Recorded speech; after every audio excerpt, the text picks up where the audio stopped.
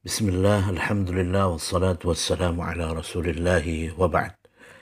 Betapa sering kita mendengar seseorang menuduh orang lain melakukan satu perbuatan yang tidak terpuji. Misalnya menuduh seseorang melakukan penyimpangan dalam manhaj, menuduh orang itu korupsi, menuduh orang itu buruk akhlaknya dan sebagainya. Tetapi tanpa bukti dan tanpa melakukan tabayyun atau cross-check. Hanya berdasarkan kabar-kabar yang beredar, lalu mempercayainya, lalu menuduh dan menganggapnya bersalah, sehingga orang itu dikucilkan dan sebagainya. Padahal bisa jadi tuduhan-tuduhan itu sifatnya adalah fitnah dan tidak benar. Atau mungkin ada yang benar, tapi sudah dicampur dengan berbagai macam kedustaan yang banyak.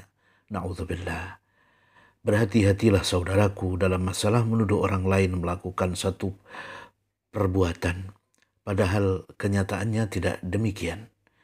Saat ini dengan adanya media sosial, semakin banyak berita-berita hoak yang tidak bisa dipertanggungjawabkan. Oleh karenanya kita harus hati-hati menerima berita, apalagi menyangkut kehormatan seorang muslim. Hendaknya kita tidak membicarakan tentang aib seorang muslim, apalagi menyebarkannya. Dan yang lebih berat lagi yaitu jika ternyata ia merupakan dusta dan fitnah. Ancamannya sangat besar dan berat. Dengarkanlah sabda Nabi SAW. Man qala fi mu'minin ma laysa fihi hubisa fi radghatil khabal hatta ya'tiya bil makhraji mimma qala. Barang siapa yang menuduh seorang mukmin secara dusta, maka dia akan ditahan di tanah lumpur neraka sehingga dia mencabut ucapannya. Hadis riwayat Abu Dawud, lihat dalam silsilah al-ahadits as-sahihah.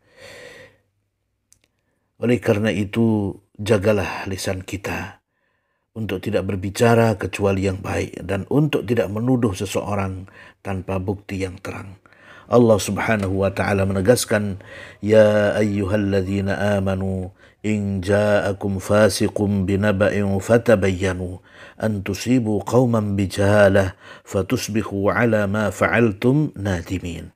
Hai orang-orang yang beriman, jika datang kepadamu orang fasik, yaitu orang yang banyak dosa, membawa suatu berita, maka periksalah dengan teliti, agar kamu tidak menimpakan suatu musibah pada suatu kaum tanpa mengetahui keadaannya yang menyebabkan kamu menyesal atas perbuatanmu itu.